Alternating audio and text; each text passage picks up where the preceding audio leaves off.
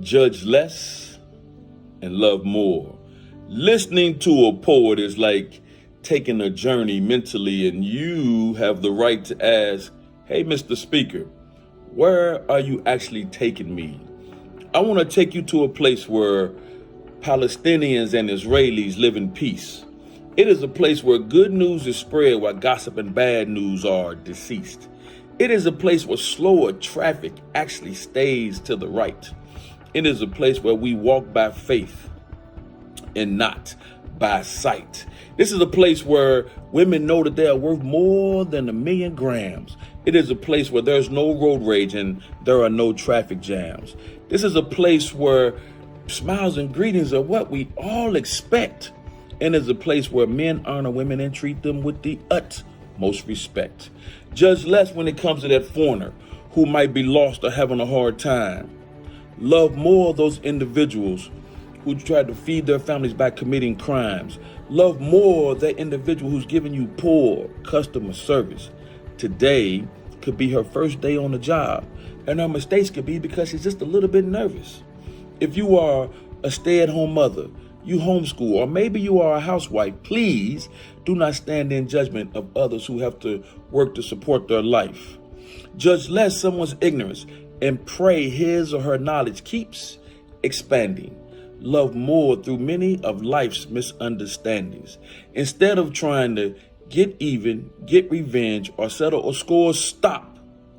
Take a deep breath and find a way to judge less and love more. Mr. Speaker.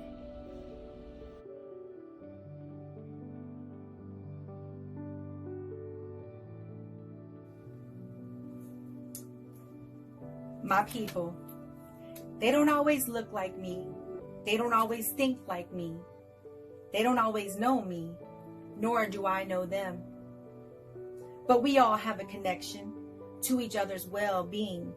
We are grounded, blooming atop our stems of difference. We grew fondness for one another. We were raised on scenes of greenery, choosing not to weed anyone out. Believing in growth and development, we know every petal counts. My people are those who attempt to disband systemic oppression because they understand it is a real thing, a real broken thing, one that has worked for many and harmed millions. My people are those whose thesis is to love is to know greatness.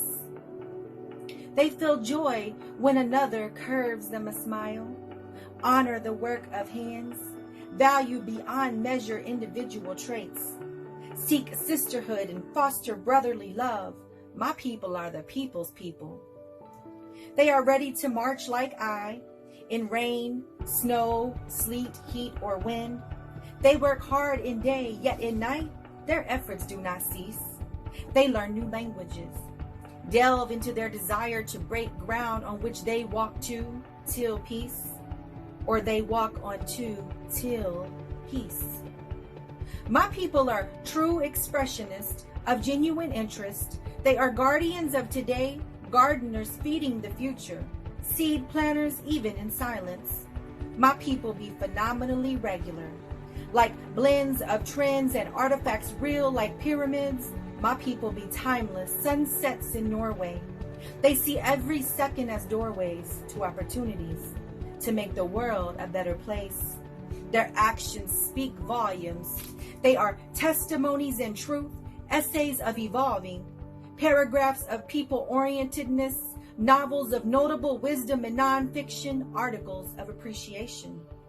My people are syllables that sound like service, pages of purpose, poems of protection, free verse, fact-checking and fight, willing to burn bridges that aren't pathways to equity.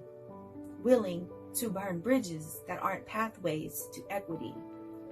My people are Kentucky and Texas, cultivating a sense of togetherness. My people are heirlooms, a special collection of God's work, like branches of spontaneous growth, limbs we go out on for others, leaves representing our natural state, our survival, and our returning season after season with harmony and balance. My people are seedlings. They grow by promoting the progress of others.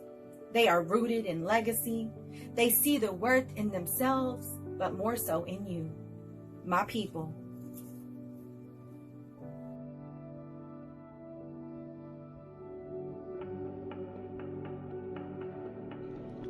Thank you to those that did and didn't have to. To the ones that created helping hands out of walking feet. The ones that made nourishment for our body, even at times where there was nothing to eat. Thank you. For those that seen that there was more to life, even though they couldn't see the path ahead. Thank you to those that knew I would live longer based on the reasons they were dead. To those who didn't budge, causing the budget to expand. To the ones that took the belt to their back to keep the future from having broken hands. Thank you, Jesus, for dying for my sins. Thank you. I hope every breath in my body whispers appreciation when you decide to hear me out. I hope my appreciation cancels the smallest amount of doubt. I want you to know that I'm thankful for everything ever done for me, to me, at me. I'm thankful for Acme, teaching me that even in the midst of life-changing shit will still pop off. But as black people, it will still get popping. The store can close and mom's still gonna have your favorite options on the table. We broke, but we can't let it break us. Grateful for every morning, simply for the strength in my ankles that I can stand up, man up, and say thank you. If you ever were genuine in my direction, I feel like you are part of the angels that dangle in my head. Even when my head hangs, I feel like you are the melody and rhyme my heart beats to. Even though I can't sing, if I couldn't speak, I hope thankfulness shows on my cheeks. The things done for me are the strength on the days I feel weak, occurring at least twice a week. My thankfulness will never end. So the ending of this poem ain't really necessary. My message was.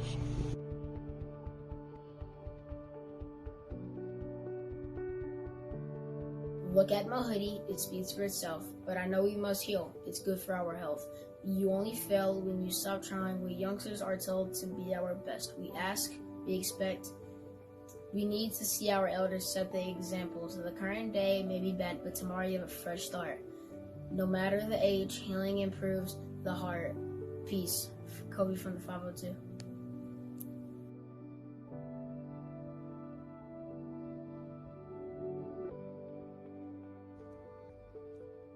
Word to the brother who said, poets be people too.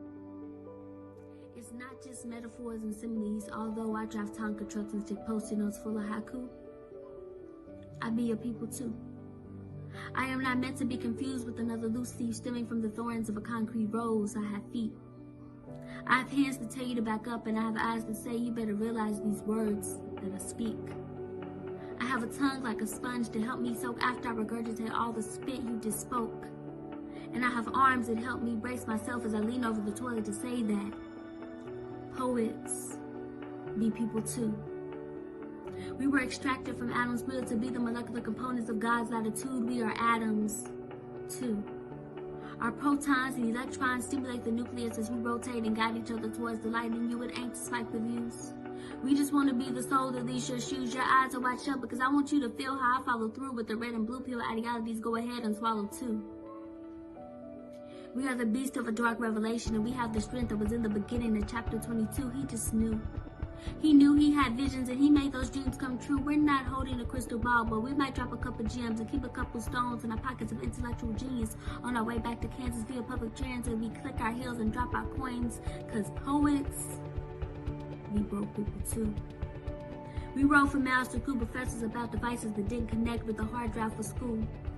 Back of the class and no hall pass with a desk full of poems and no tools. Pathetic, poetics, proctoring, prophetic, poor, the tree, poetry. Big Papa said it was all a dream, and as far as I'm concerned, there are no rules when it comes to getting cream. Ain't no rules on this stage. The world is my page of channel rage, and I go off sometimes, but you cannot put me in a cage, cause poets are people too. Words, poetic boy deep. Peace.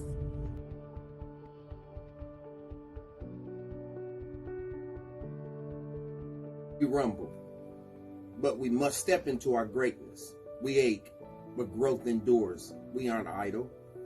At times, we must tighten our belts, but our footing stays strong. We are rooted in the 502. Shoes laced, moving, things sting, but don't keep us stagnant. Our hands are gloved, but never tied. We have the power to be. We be brave, bold, kind, and strong. Let's heal. Let's heal. Inspire like Ali. Create legacies that feel like decades-old love that still feels young. Life can be heavy. It has a way of putting us in and out of the ring. But as long as we include others, we will never be boxed in.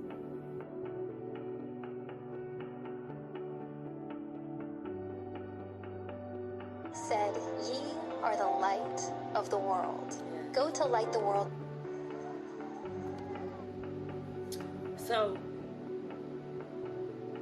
let's see how this goes. Because, see, I'm not always camera ready. Sometimes I want to cry because I've listened to the cries of the people around me and I've dried some eyes. And I've been strong and mighty through the battles because God helped me to do so. And this is what I'm going to keep on doing because that's the only way that I will grow. So I'm going to talk about it right now amongst this wall that is behind me, beside me, and above me.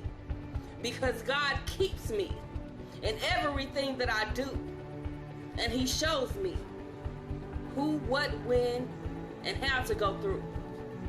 So I'm just going to talk about it right now because I brush my shoulders off. When God gives me peace that passeth all understanding, He tells me, don't you dare scoff. Don't you scoff at that other person that doesn't have what you have, hasn't been through what you've been through, and doesn't know the half. So I'm just talking about what I'm talking about, and I'm trying to reach 3 minutes at least. So I hope that y'all pray for me so that I can beat this beast. The beast of 2020 that done came to my house and others. Yeah, we done had masks on all day and everything that we felt smothered.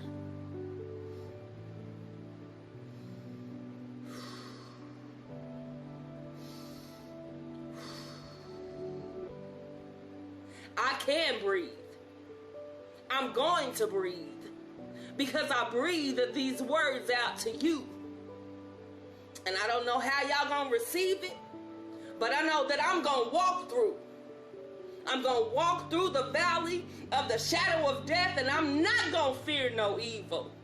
So whenever you get ready, come hither to me and tell me what. I'm gonna say to keep it steady. I love y'all so much. I'm trying to keep it going. You know, I'm trying to keep my strength going on. Because these walls that surround me, they surround me so much. And I just be like, oh my goodness, I just want to go home. And God says, I am here with you. And I'll be here with you through it all. So whenever you go through whatever you got to do, you just say, God, this is my call. Come on, freestyle. Do it like that. And this is the day that the Lord has made. And I will rejoice and be glad.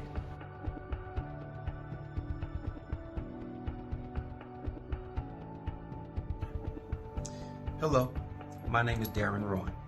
But before I go on, please give me 1 second to just say thank you to Gwen Ceed for allowing me this platform to see some positivity in the 2021. Thank you very much. 2020 challenged me in about every emotion that I had.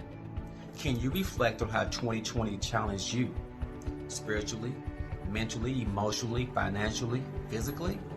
It definitely challenged me physically because it was hard sitting on my couch not eating a box of these cookies every day while the world was shut down. So I gained a lot out of 2020, not just weight, but I gained my perspective and I gained a new mindset back out of 2020. What did you gain in 2020? Can you say that you gained confidence, faith, tenacity, a new mindset. What did you gain in 2020? Now listen, I know we lost a lot in 2020, and I'm not trying to minimize that at all.